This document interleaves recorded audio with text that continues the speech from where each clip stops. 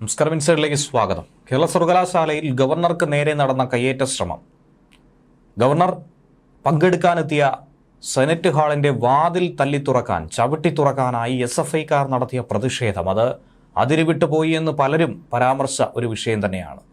ഇതിന് പിന്നാലെ ലഭിക്കുന്ന ഒരു വാർത്തയാണ് SFIക്ക് മൂക്ക് കയറിടാനായി CPM തന്നെ നേരിട്ടിറങ്ങുന്നു. ഇല്ല എങ്കിൽ തങ്ങളുടെ നിലനിൽപ്പിനെ പോലും ബാധിക്കുമെന്നുള്ള തിരിച്ചറിവ് അവർക്കുണ്ടാകുന്നു. ഇത്രയും ദിവസത്തിനിടയിൽ SFI നടത്തിയിട്ടുള്ള അതിക്രമങ്ങൾ, തലസ്ഥാന നഗരത്തിൽ നിരവധി തവണ നടത്തിയിരിക്കുന്ന അക്രമങ്ങൾ, ഇതൊക്കെ തന്നെ വാർത്തയായി മാറിക്കൊണ്ടിരിക്കുന്നു. CPMന് നിരന്തരം തലവേദന സൃഷ്ടിക്കുന്നു. യൂണിവേഴ്സിറ്റി കോളേജിലെ SFI യൂണിറ്റ് അതുകൊണ്ട് പിരിച്ചുവിടാനുള്ളൊരു നിർദ്ദേശമാണ്, ശുപാർശയാണ് നൽകിയിരിക്കുന്നത്. SFI സംസ്ഥാന കമ്മിറ്റിക്ക് CPM ജില്ലാ സെക്രട്ടേറിയറ്റ് ഇങ്ങനെ ഒരു നിർദ്ദേശം നൽകി കഴിഞ്ഞുവെന്നാണ് മനസ്സിലാക്കാൻ സാധിക്കുന്നത്. SFI പ്രവർത്തകർ പരസ്പരം ഏറ്റുമുട്ടുന്നതുൾപ്പെടെയുള്ള വിഷയങ്ങൾ നിരന്തരം വാർത്തയായി മാറുന്നു. യൂണിവേഴ്സിറ്റി കോളേജ് എപ്പോഴും SFI പ്രവർത്തകരുടെ പേരിൽ വാർത്തകൾ ഇടം നേടുന്നു. എന്തിനേറെ പറയുന്നു, ഹൈക്കോടതിയുടെ ഭാഗത്തു നിന്ന് പോലും പരാമർശമുണ്ടായിരിക്കുന്നു. കോളേജിൽ തുടർച്ചയായി ഉണ്ടാകുന്ന സംഘർഷങ്ങളുടെ പശ്ചാത്തലത്തിൽ പാർട്ടി ശക്തമായ നടപടി ഇതിനു പിന്നാലെ സ്വീകരിക്കാനൊരുങ്ങുകയാണ്. ഏറ്റവും ഒടുവിൽ നടന്ന ഗവർണർക്ക് നേരെയുണ്ടായ സംഘർഷ ശ്രമം, പ്രതിഷേധ ശ്രമമൊക്കെ തന്നെ ഇതിനാധാരമാണ്. ഈ അടുത്തുണ്ടായ ഏറ്റവും വലിയൊരു വിഷയമെന്ന് പറയുന്നത്, ഭിന്നശേഷിക്കാരനായ ബിരുദ വിദ്യാർത്ഥിയെ കയ്യേറ്റം ചെയ്യാൻ SFI യൂണിറ്റ് കമ്മിറ്റി ഓഫീസിൽ വെച്ച് ബന്ദിയാക്കി മർദ്ദിക്കാൻ SFI പ്രവർത്തകർ നടത്തിയ ശ്രമം അത് പുറത്തു വന്നിരുന്നു. മുഹമ്മദ് അനസ് എന്ന ഭിന്നശേഷിക്കാരനായ വിദ്യാർത്ഥിയാണ് ഭിന്നശേഷി ദിനത്തിന് തൊട്ടടുത്തായി തന്നെ ഇങ്ങനെയൊരു അതിക്രൂര ആക്രമണത്തിന് വിധേയനാക്കിയത്. ഈ സംഭവത്തിൽ SFIക്കെതിരായിട്ടുള്ള പരാതി CPM നേതൃത്വത്തിന് മുന്നിൽ എത്തിയിട്ടുണ്ട്. അതോടെ കർശന നടപടിയിലേക്ക് പാർട്ടി ഒടുവിൽ കടക്കുകയാണ്. SFI സംസ്ഥാന നേതൃത്വം ഇതേ സംബന്ധിച്ചുള്ള അന്തിമ തീരുമാനത്തിലേക്ക് കടന്നിട്ടില്ല. ഇതേക്കുറിച്ചുള്ള വിവരങ്ങൾ പുറത്തുവിട്ടിട്ടില്ല. എന്നിരുന്നാൽ പോലും ഈ നടപടി അംഗീകരിച്ചേ മതിയാകൂ, അല്ലാതെ മറ്റു മാർഗങ്ങളൊന്നും തന്നെയില്ല. കഴിഞ്ഞ ദിവസം 4ഓളം SFI നേതാക്കളെ യൂണിവേഴ്സിറ്റി കോളേജിൽ നിന്നും പുറത്താക്കിയ ഒരു സംഭവം ഉണ്ടായിരുന്നു. SFI യൂണിറ്റ് സെക്രട്ടറിയും MSc സുവോളജി 2ാം വർഷ വിദ്യാർത്ഥിയുമായ വിധുദയ, SFI പ്രസിഡന്റും അതുപോലെ തന്നെ 3ാം വർഷ ഫിലോസഫി വിദ്യാർത്ഥിയുമായിട്ടുള്ള അമൽചന്ദ്, 3ാം വർഷ ഹിസ്റ്ററി വിദ്യാർത്ഥി മിഥുൻ, 3ാം വർഷ ബോട്ടണി വിദ്യാർത്ഥി അലൻ ജമാൽ എന്നിവരെയാണ് കോളേജ് അധികൃതർ അന്വേഷണ വിധേയമായി സസ്പെൻഡ് ചെയ്തത്.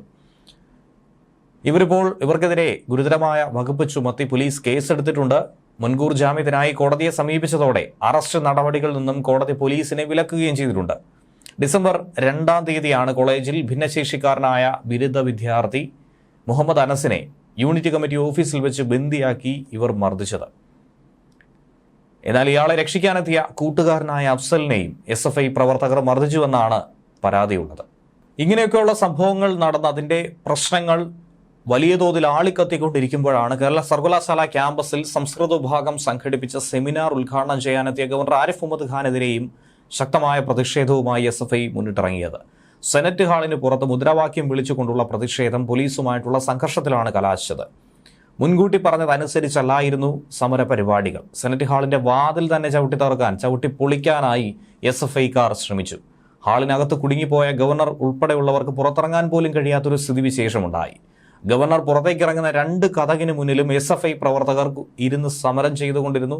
വലിയ തോതിൽ പ്രതിഷേധം ആളിക്കത്തിച്ചു. പ്രവർത്തകരെ കതകിന് പുറത്തു നിന്നും നീക്കിയാൽ മാത്രമേ ഗവർണർക്ക് പുറത്തിറങ്ങാൻ കഴിയൂ എന്നുള്ള ഒരു സുരക്ഷാ പ്രശ്നം പോലും അവിടെ ഉരുത്തിരിഞ്ഞു വന്നു എന്നുള്ളതാണ് യാഥാർത്ഥ്യം. ശേഷം പോലീസ് ഇടപെട്ട് സംഘർഷ സാധ്യത ഒതുക്കി തീർത്തുവെന്നാണ് മനസ്സിലാക്കാൻ കഴിയുന്നത്. സർവകലാശാല VC നിയമനത്തിൽ ഏകപക്ഷീയമായ നിലപാട്, സ്വന്തക്കാരെയും ഇഷ്ടക്കാരെയും തിരികെ കയറ്റുന്നു, ഇങ്ങനെയുള്ള പലവിധ വിഷയങ്ങൾ മുൻനിർത്തിയുള്ള പ്രതിഷേധ പരിപാടിയാണ് SFI സംഘടിപ്പിച്ചത്. ഗവർണർക്കെതിരെ കരിങ്കൊടി പ്രതിഷേധമായിരുന്നു ആദ്യം തീരുമാനിച്ചത്. പക്ഷേ ഗവർണർ എത്തിയപ്പോൾ രീതി മാറ്റുകയായിരുന്നു.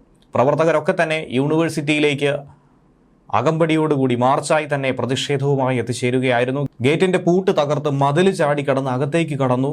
പ്രവർത്തകർ സെനറ്റ് ഹാളിന് സമീപത്തെത്തി അതിശക്തമായി പ്രതിഷേധിക്കുകയായിരുന്നു. ശേഷം പോലീസ് ഇടപെട്ട് പ്രവർത്തകരെ നീക്കാനുള്ള ശ്രമം നടത്തി. പോലീസ് സുരക്ഷയെപ്പോലും മറികടന്നാണ്, അതിനെ വെല്ലുവിളിച്ചുകൊണ്ടാണ് SFI പ്രവർത്തകർ യൂണിവേഴ്സിറ്റിക്ക് അകത്ത് കടന്നത് എന്നുള്ളതും ശ്രദ്ധേയമാണ്. ഈ സംഘർഷം അവസാനിപ്പിക്കാനുള്ള വലിയ ശ്രമത്തിലായിരുന്നു പോലീസും. സർക്കാരിനോടും ഇടത് വിദ്യാർത്ഥി സംഘടനകളോടുമുള്ള ഏറ്റുമുട്ടലിനിടയിൽ തന്നെയാണ് ഗവർണർ സർവകലാശാലയിലെത്തിയത്.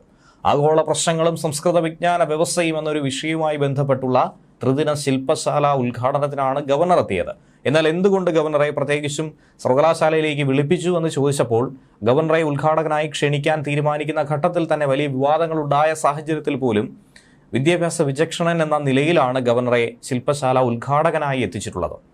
സർവകലാശാല വൈസ് ചാൻസലർ മോഹൻ കുന്നുമലാണ് ഇക്കാര്യം വ്യക്തമാക്കിയത്. മന്ത്രിയെ ഉദ്ഘാടന ചടങ്ങിൽ നിന്നും ഒഴിവാക്കിയതിനെക്കുറിച്ചുള്ള ചോദ്യത്തിനും ഇങ്ങനെയുള്ള മറുപടിയാണ് ലഭിച്ചത്. തീർച്ചയായും ഇത് അക്കാദമിക വിദഗ്ധർ പങ്കെടുക്കുന്ന ഒരു ശില്പശാല തന്നെയാണ്. അതിൽ മറ്റു തരത്തിലുള്ള മാനങ്ങളൊന്നും തന്നെ കൽപ്പിക്കേണ്ടതില്ല. ഗവർണറുടെ സന്ദർശനം പ്രതിഷേധത്തിന് ഇടയാക്കുമെന്ന രീതിയിലുള്ള സാഹചര്യങ്ങളൊന്നും തന്നെ താൻ മനസ്സിൽ കരുതിയില്ല എന്നാണ് മോഹൻ കുന്നുമൽ പറയുന്നത്. അക്കാദമിക ആവശ്യങ്ങൾക്കായി വിളിച്ചു ചേർത്ത ഈ യോഗം, ഈ ശില്പശാല, അതിനെ ഇത്തരത്തിൽ രാഷ്ട്രീയമാനം കൈവരുത്തി ഒരു വലിയ പ്രതിഷേധമുണ്ടാക്കി. ഗവർണർക്ക് നേരെയും അതുപോലെ തന്നെ പോലീസിന് നേരെയും കയ്യേറ്റമടക്കമുണ്ടായ ഒരു സാഹചര്യം അത് ഉറപ്പായും പരിശോധിക്കേണ്ട ഒരു വിഷയം തന്നെയാണ്. ഗവർണറുടെ എതിർപ്പ് കാരണം പരിപാടിയുടെ കൂടിയാലോചനാ യോഗം പോലും ഇടത് സംഘടനകൾ ബഹിഷ്കരിച്ച സാഹചര്യത്തിൽ കൂടിയാണ് ഇങ്ങനെയൊരു നീക്കം SFIയുടെ ഭാഗത്തു നിന്നും ഉണ്ടായിരിക്കുന്നത്. ന്യൂസ് ഡെസ്ക് മലയാളി വാർത്ത ഇൻസൈറ്റ്.